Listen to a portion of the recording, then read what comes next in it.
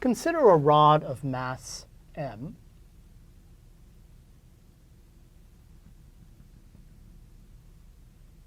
And suppose I apply a force to this rod, let's say a force like that. So we know that as a result of that applied force, the center of mass of the rod, which we can imagine is right at the center of the rod, will translate with some acceleration such that the vector F is equal to the mass of the rod times the acceleration of the center of mass.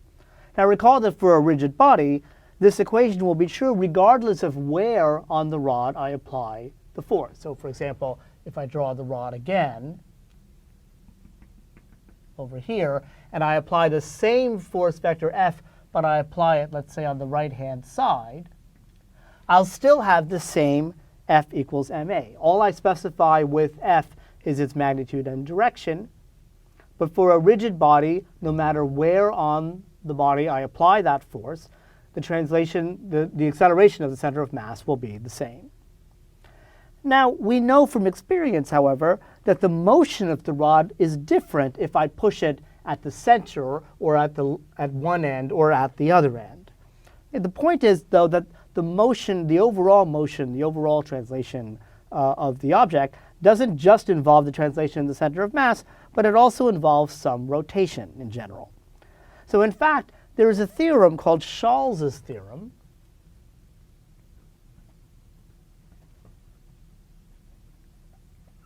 which tells us that the most general displacement of a rigid body can be split into the translation of the center of mass and a rotation about the center of mass. Our F equals ma relation tells us how an applied force affects the first part, the translation of the center of mass. But how does that applied force affect the rotation of the rigid body? We'll see that this depends not only on the magnitude and direction of the force, but also on where the force is applied. Okay, that's different than the translation of the center of mass, which only depends upon what the force is. The rotation about the center of mass depends both upon the force itself and where on the object that it's applied. In fact, in the next few lessons, we'll see that there's a special equation of motion for describing rotational motion that's analogous to Newton's second law of motion, analogous to F equals ma, applying to rotational motion. And we write that relationship, this rotational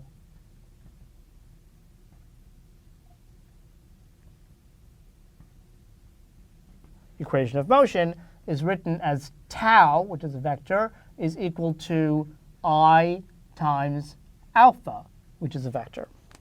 So tau is a new quantity we haven't talked about before called the torque. It's a vector. I is the moment of inertia that we've already encountered. And alpha is the angular acceleration of the rotational motion.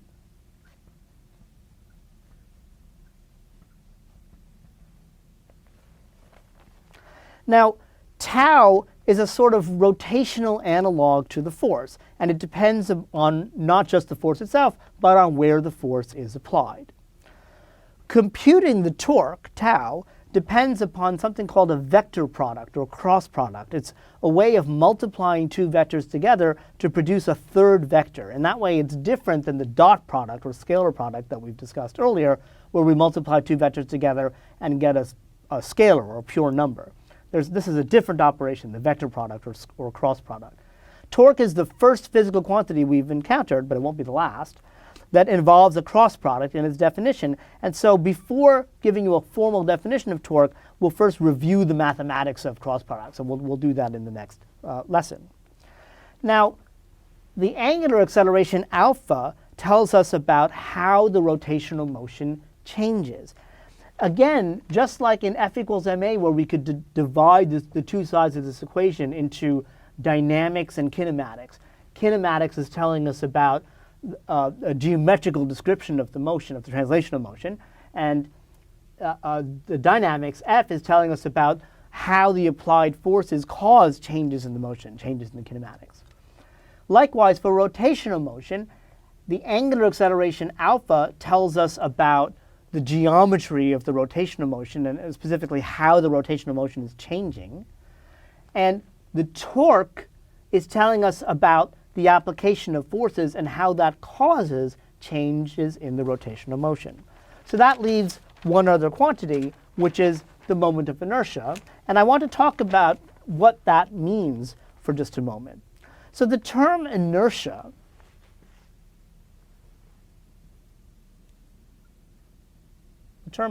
in physics represents a resistance to an applied force. It tells us how difficult it is to change an object's motion. So, for example, suppose I have two blocks, one of mass m and another that's 10 times as massive, so 10m. Newton's second law, F equals ma, tells us that if I want to accelerate the heavier mass to the same rate that I do with a smaller mass, I'll need to apply a force that's 10 times larger. So for translational motion, the mass m represents the notion of inertia, the resistance to a force. It tells us how much force we have to apply to achieve a certain change in motion. Now, for rotational motion, that role is played by the moment of inertia, I. That tells us how difficult it is to change the rotation of an object. If I increase the moment of inertia by a factor of 10, then I'll need a torque that is 10 times larger in order to achieve the same change in rotational motion, the same angular acceleration.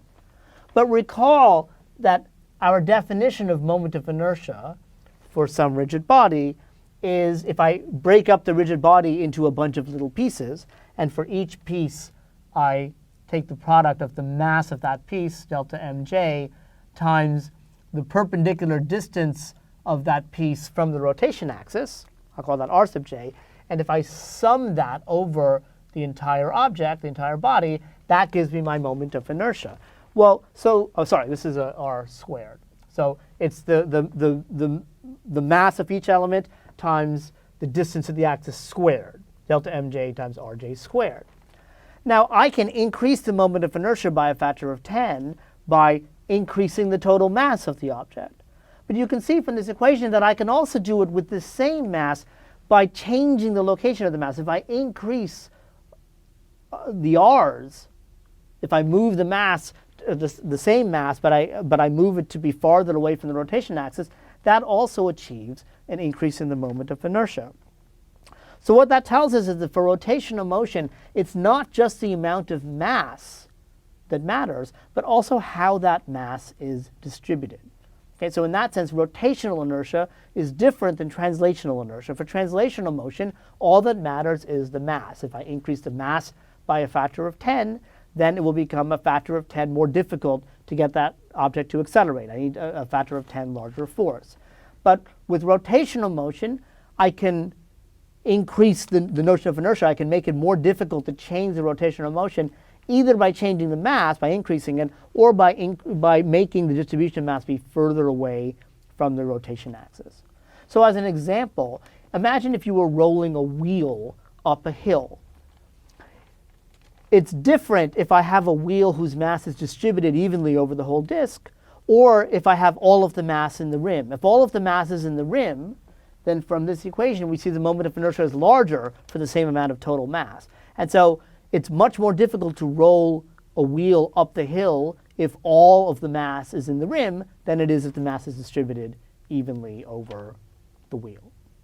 So our rotational equivalent to Newton's second law is tau equals I alpha, the torque equals the moment of inertia times the angular acceleration. In the next few lessons, we'll see how torque is defined, and we'll derive this expression for the dynamics of rotational motion and see how to apply it.